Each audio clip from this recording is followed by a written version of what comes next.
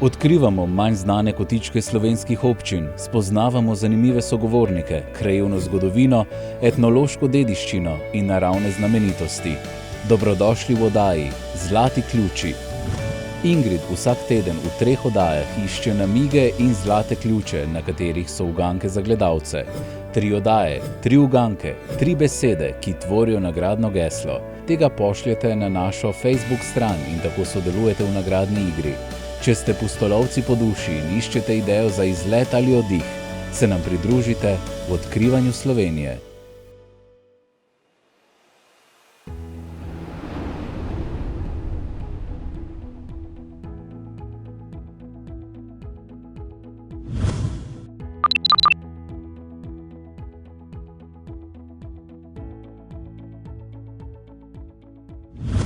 Lepo pozdravljeni! Danes smo zadnji dan v Kostelu, ki me je naravnost navdušil s prelepo naravo, kulturnimi znamenitostmi in prijaznostjo domačinov.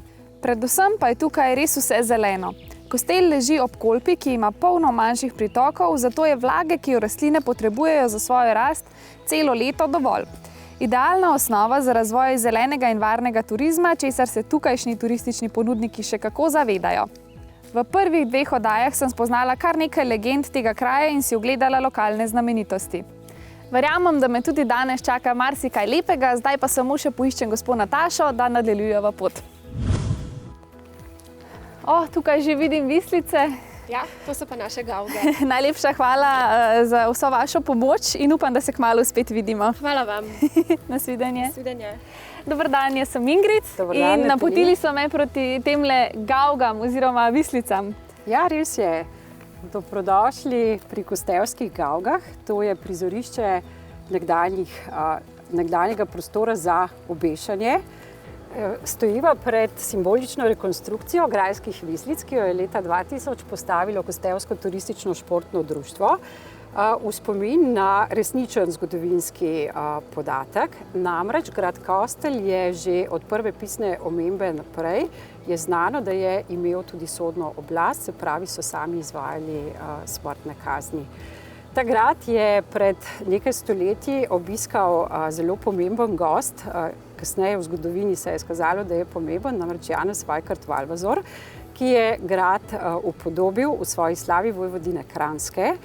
In prav po njegovi skici je narejena tudi sodobna rekonstrukcija frontalnega palacija gradu in v tej istem delu je Valvazor opisal tudi grajske vislice in sicer je povedal, da stojijo na holmu v bližini gradu, kjer naj bi rasel en velik mogočen hrast in na spodnji veji tega hrasta, ki je rasla vodoravno, so izvajali obešanja. V kakšnih primerih pa so obešali ljudi? Če so zagrešili kaj narobe, zagotovo so jih obesili. Obešali so pa tukaj samo nižje sloje. Kaj pa višje? Tukaj ne. Jih niso usmrčevali? Ne, ne na tem mestu. Kaj pa lahko drugega še tukaj vidim v okolici? Glede na to, da so vislice bile običajno postavljene ob razpotjih, imamo 2 možnosti in predlagam, da izbereva pot proti gradu. No, pa pojdiva.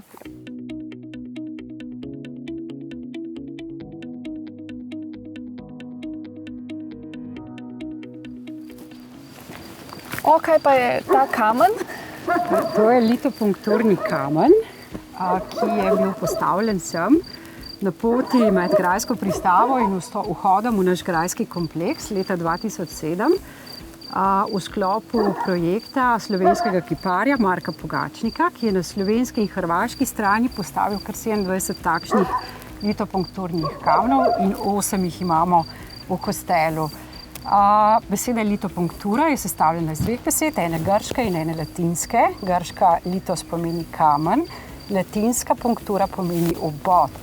In litopunkturni kameni bi delovali podobno kot akupunktura pri človeku s pozitivnim vplivom na okolje.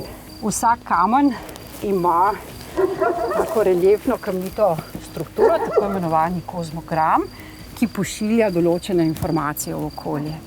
Sicer mi ne rabite verjetno besedo, predlagam, da sami pogledate, kako se počutite ob tem kamnu.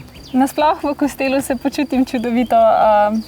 verjamem pa, da tudi ta kamen doprinese k temu. Zdaj pa greva kar naprej do gradu. Tako je.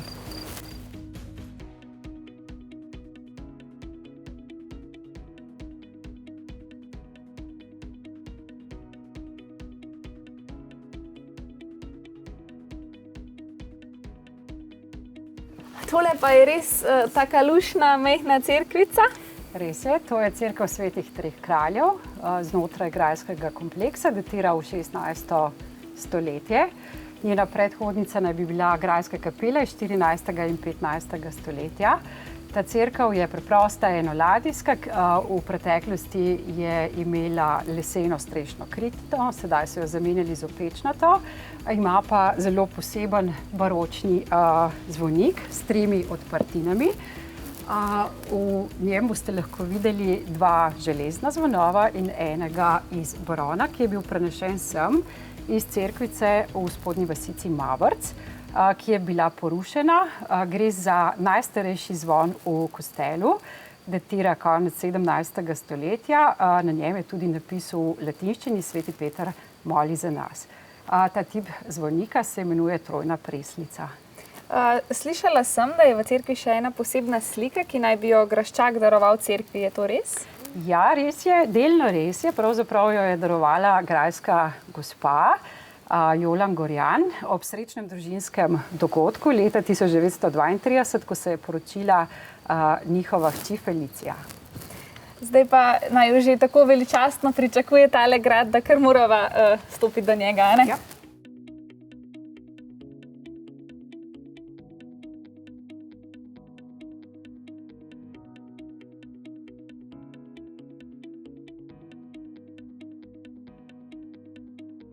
Natalija, moram priznati, da mene gradovi že od nekdaj impresionirajo in zelo zanimajo, sploh pa takšni, tako lepi kot je tale, s tako lepim razgledom.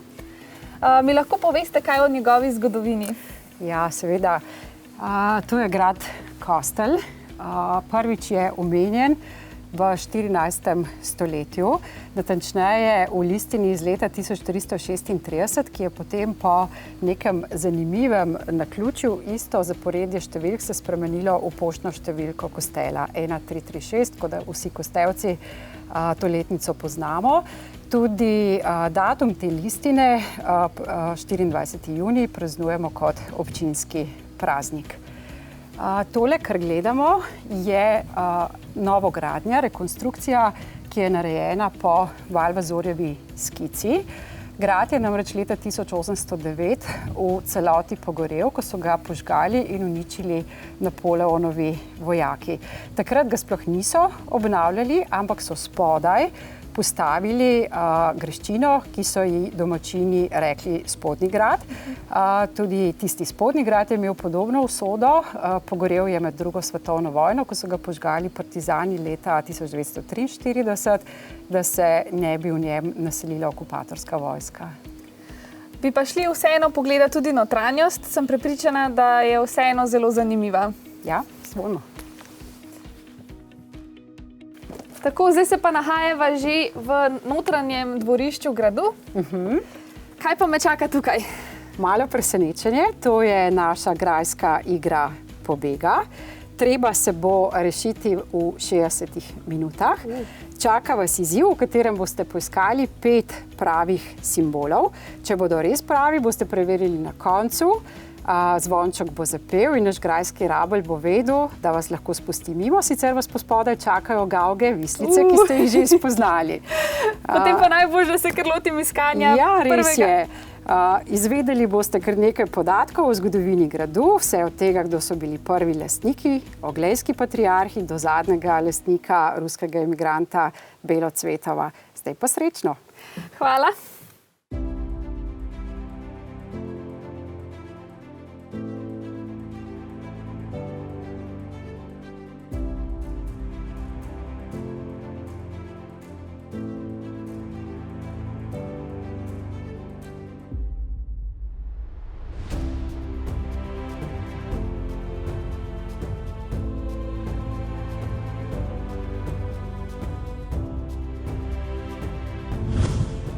Tako pa mi je uspelo priti do konca. Res je, časa je še dovolj. Preverimo, če ste našli prave simbole. No, pa poglejva.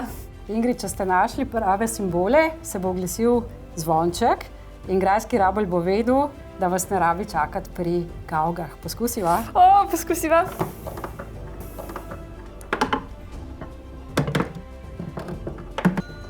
Bravo, čestitam!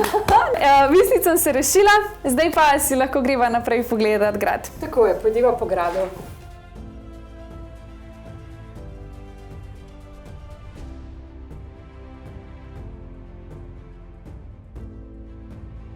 Krošnjarjenje je bilo včasih tukaj ena najpogostejših dejavnosti, a ne? Ja, res je. Še pred dobrimi 100 leti je skoraj vsaka kostevska hiša imela svojega krošnjarja, to pomeni moškega, ki se je na jesen odpravil na krošnjarjenje po Sloveniji in tudi po tujini. V Kostelu je ta tradicija od 15. stoletja, ko je cesar Friderik III. Podelil kočevarjem, kostevcem, osilničarjem in prebivalcem Poljanske doline poseben krošnjarski patent, ki jim je dovoljeval, da so prodajali izdelke domače obrti po vseh deželah Avstro-Ogrskega cesarstva. To pa je najbrž košara, ki so jo uporabljali, a ne? Tako je, to je krošnjarski koš, ki so ga nosili kostevski krošnjarji, takole spredaj pred sabo, za razliko od ribniških krošnjarjev, ki so svojo suho robo nosili na hrbtu.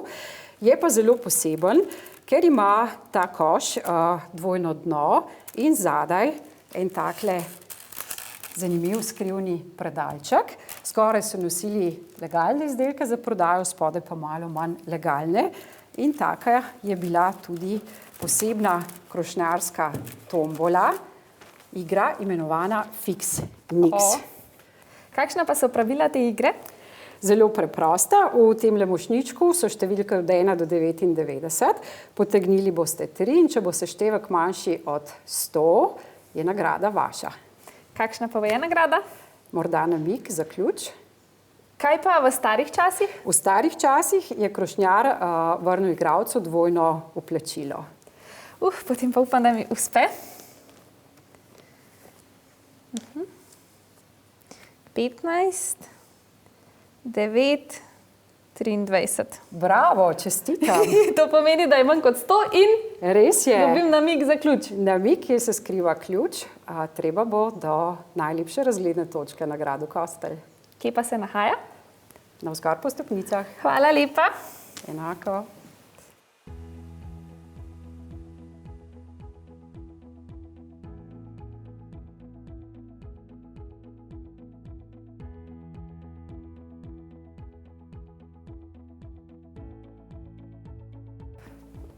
Tako, pa sem našla še zadnji ključ. Da vidimo, kaj nam sporoča.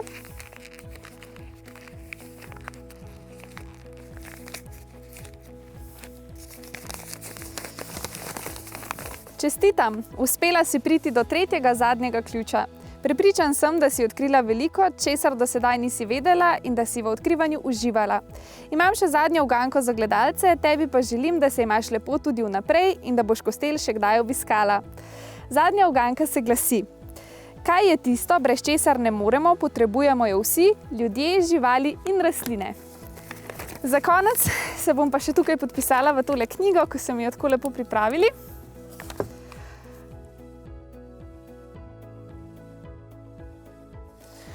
Kostel me je resnično navdušil, res sem uživala in spoznala marsikaj novega. Zagotovo se bom v Kostel še vrnila.